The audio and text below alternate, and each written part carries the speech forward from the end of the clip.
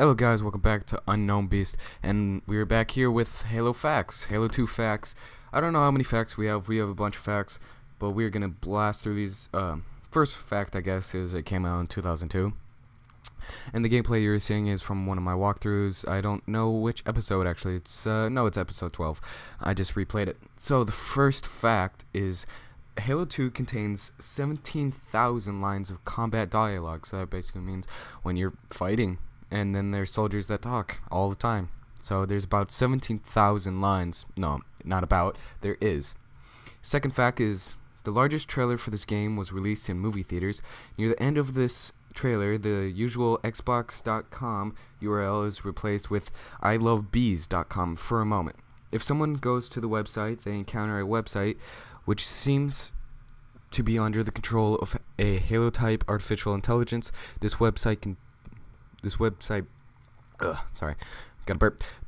continued to change, eventually telling a multi-factual story which explains how the Covenant find Earth in Halo 2, despite not knowing its location during the events of Halo 1. Alright, so that was second fact. Third fact, all of the voice actors that were in the original Halo returned for Halo 2. So that basically means everybody who, like, Master Chief came back, Cortana came back. I don't think the Arbiter was in the first game. I don't think it was. So, third fact, or fourth fact, I'm gonna stop listing these. On Wednesday 13, October 2004, which was same year that it came out. Actually, it came out in 2004. Sorry, first fact was wrong. Alright. A pirated copy of the game leaked out to the public and quickly spread on peer-to-peer networks and IRCs. Don't know what that stands for, but basically it spread all over the internet because people are like, hey, look, the new game came out. Microsoft lawyers forced Bungie Studios to change the name of the alien antagonist because it carried Muslim overtones. So I guess the protagonist of the game was named something because, I don't know, they wanted to name him that, but they wouldn't allow it because it was Muslim, I guess. That's stupid. Alright, fact, whatever. Halo 2 had 1.5 million pre-orders before its release, making it an Xbox Platinum hit months before it was even released. So that means it became a great game before it was even released. Alright, so next fact.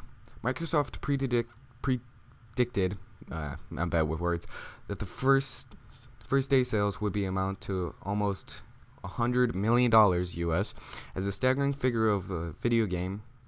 In fact, first day takings, I don't know why they said it, managed to surpass even that estimate, reaching the 125 million mark after only 24 hours of sales. This means that this game earned more on its first day than any previous entertainment media releases, including every major Hollywood blockbuster. The biggest opening day earning for a film at the time was Spider-Man 2 2004, which took 40.5 million when it opened in June 2004. A Microsoft representative was quoted as saying, "The first 24 hours of Halo 2 sales has taken our breath away." Next fact. In the US and Canada alone, 2.4 million copies of the game were sold in the first 24 hours of its release. The averages out to roughly 27 copies a second. That is a lot of copies to be released. If you saw the Grand Theft Auto ones, like Rockstar was making like $1,000 per second or something. It was crazy. All right, next fact. Wait, I gotta burp again. Ooh, that was great. I burped right in the mic. There are two versions of the game. The normal version is standard green Xbox DVD case, and the limited collector's edition sold in a metal case with a bonus DVD that includes making of, features, and extra content. The manual for the collector's edition is also different from the normal version, where the normal version shows everything from the point of view of the human forces in orange in color and has the Master Chief on the front, and CE manual is in purple. Collector's edition basically is in purple, shows everything from the point of view of the Covenant, and has an elite with an energy sword on the front. Also included in the collector's edition was a small booklet titled Conversations from the Universe, a collection of one-page stories between major and minor characters that provides some additional background on the universe of Halo. So basically, collector's edition had more stuff, and it was like that was from the point of view of the Covenant, and the other one was from the point of view of the Marines. Next fact, the development team of Halo 2 included 70 people. So only 70 people were working on this game, and I think Halo 4 had like probably 300 or something like that. That's off. I'll probably actually get the real numbers for that. Alright, it made $125 million on its first day release, beating Spider-Man 3 day record. Which I thought that was Spider-Man 2. Alright, so I think that fact is wrong. In the series Red vs. Blue, a glitch in the first Halo 2001 that made the characters looking down appear to be looking forward was the only reason that Red vs. Blue could be made. In Halo 2, this glitch was fixed. Instead, all you had to do was spend all your grenades and then press and hold the grenade button. This drops the character's arms. Grenades do not have to be spent. Simply pressing down on the Xbox controller on the D-pad lowered the character's weapons. Next fact, we're still in the middle. Alright, the only enemies encountered whilst playing as Arbiter are the Heretic Covenant, the Flood, and the Covenant Loyalists, brutes, jackals, and drones. No hostile humans are even encountered during the game. So basically, you don't kill any humans as the Arbiter. Is a thing. The opening level of the game was originally envisioned to have a much larger zero-G training facility completed with Warthogs and other vehicles. The purpose of this was going to serve as a way for the Chief to transport the giant bomb from the Covenant left on board.